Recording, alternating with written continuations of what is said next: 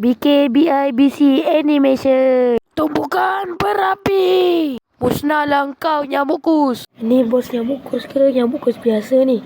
Senang betul nak kalahkan dia.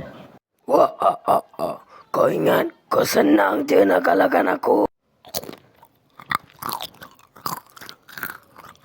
Kau nak main kelajuan kan? Bos fasa 2. Marilah. Biodata fase bos. Nyamukus, mod klasik, normal. Sambung balik episod 5. Jurus, hujan berdarah berduri. Taufan Blizzard. Ya. Kelajuan maksima. Sementara itu, Bang Cina.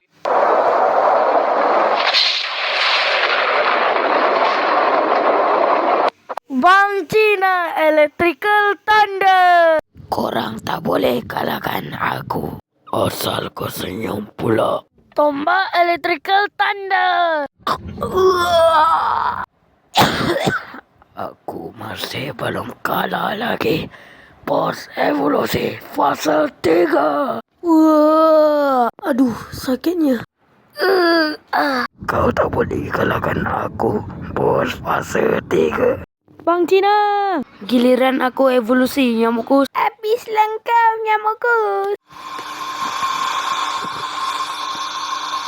Bang Kale, evolusi kuasa magma. Kau akan mati juga hari ni nyamukus. Ikatan magma. Lempangan tangan magma. Wah, panas. Air kecilnya nyamukus. Airnya kena tangkap juga engkau. Sebulan kemudian setelah terjadinya teror nyamukus.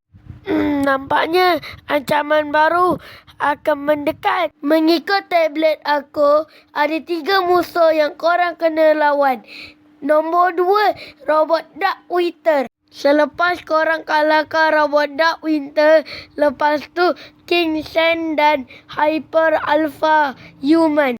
Untuk korang kalahkan 3 musuh tu, aku bagi korang 2 minggu untuk pergi ke sana. Ada satu kisah 10 topi legendary. 10 topi tersebut adalah tadi kota kuno tung.